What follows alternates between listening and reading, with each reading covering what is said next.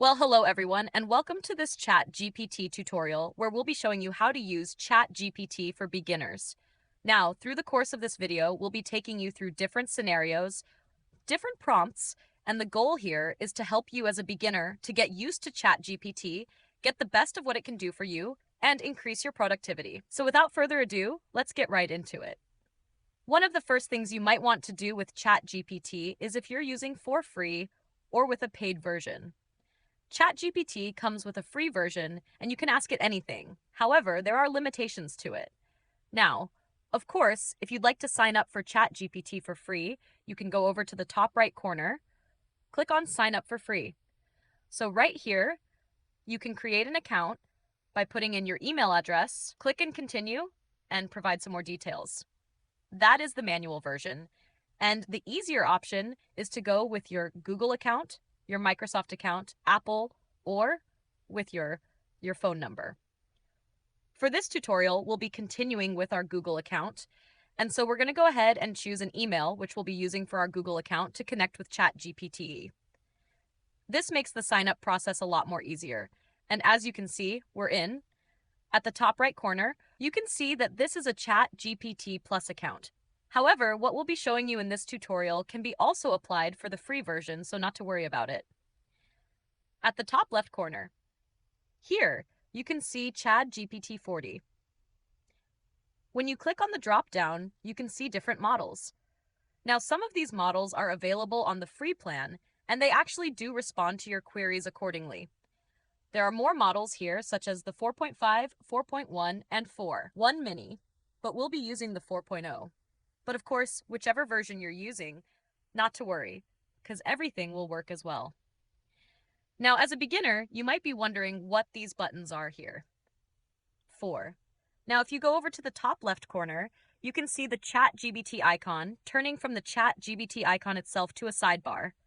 If we click on the sidebar, it will open the sidebar where you can see some other details, such as your chat history down here, where we scroll down, and you can see Codex, Sora, and this options are actually for the paid version, but not to worry because this will not interrupt your free experience. So you have the new chat, search for chats, and library. We're going to close this up by clicking on the closed sidebar. And now we have some more real estate on our page. Now you have the input area, and this is basically where you can communicate with ChatGPT. To take ChatGPT for a ride, we're going to give it an example. Secure in this example, we're going to be asking ChatGPT for specific details or facts. We're going to ask a question such as, what is the capital of France? So this is an easy question, but this is just to show you how it works. We're going to press and send, and you can see a straightforward answer. The capital of France is Paris, the city of lights, croissants, and confusing metro maps. So that's how you get to ask ChatGPT a question and get an answer. And in the next example, we'll be asking ChatGPT for suggestions. So let's say, for example, we need ideas for a fun family activity this weekend. So we're going to simply ask ChatGPT, give me ideas for a fun family activity this weekend. So this is going to show a list of suggestions generated. Let's go. As you can see, we did not give it a limit to the number of ideas, but it's just given us 7 great ideas. And you can see that it's arranged them with the names of these activities with some descriptions right after them. So with ChatGPT, you can get suggestions instead of thinking for a long time. In another example, we'll be using ChatGPT for language. Translation. Here for language translation, we'll just simply say translate a certain sentence into another language. For example, we have this prompt. Translate, hell, how are you in Spanish? Let's go. As you can see, hell, how are you in Spanish is hola, ¿cómo estás? I hope I got that right. But you can see that ChatGPT can be used for language translation. Now, there are other things that ChatGPT can do, such as comparing things if you want to have a side-by-side or point-by-point comparison. So we're going to give an example.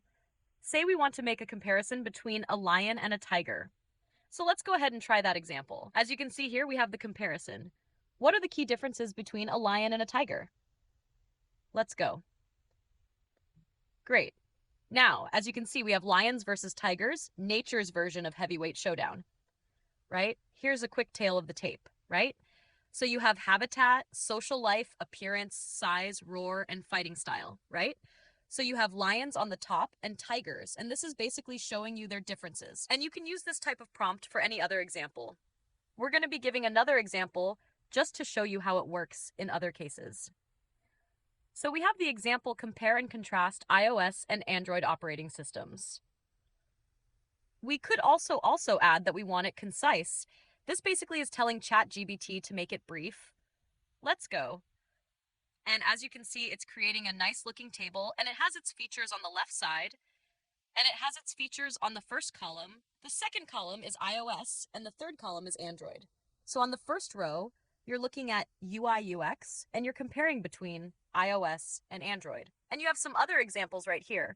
And you see in the summary, it says, bottom line, iOS, smooth, secure, but a bit bossy, and Android, open, flexible, but sometimes messy. So you can go ahead and make your choice from the comparison right here.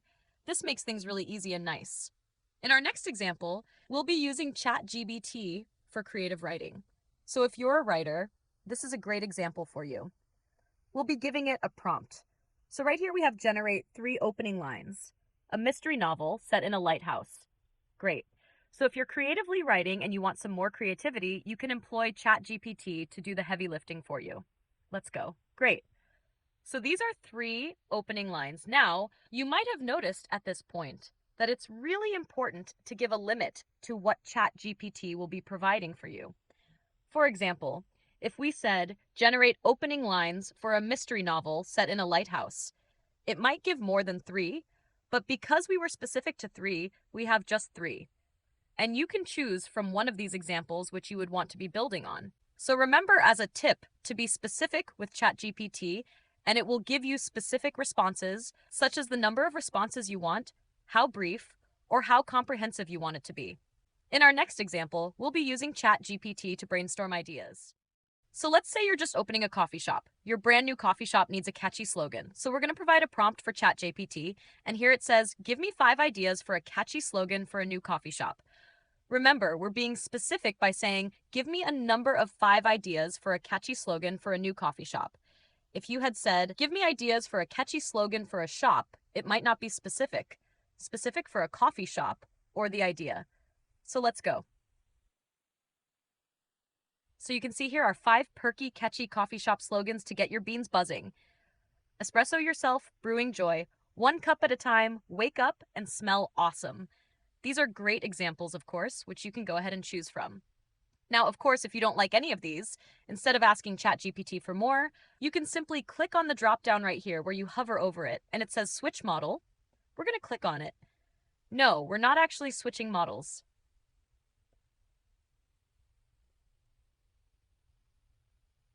Try again. We're going to do that, and you can see that it's trying again with more examples. And in case you're wondering how you can get to the first example, you can see 2 out of 2. When you click on the previous button, you can see Espresso Yourself, which was one of the first 5, and you can go to the next, which is another set of 5. So this is how you can get to Ask ChatGPT to generate more options without writing in a prompt. Of course, if you want more prompt, you can simply say, give me more.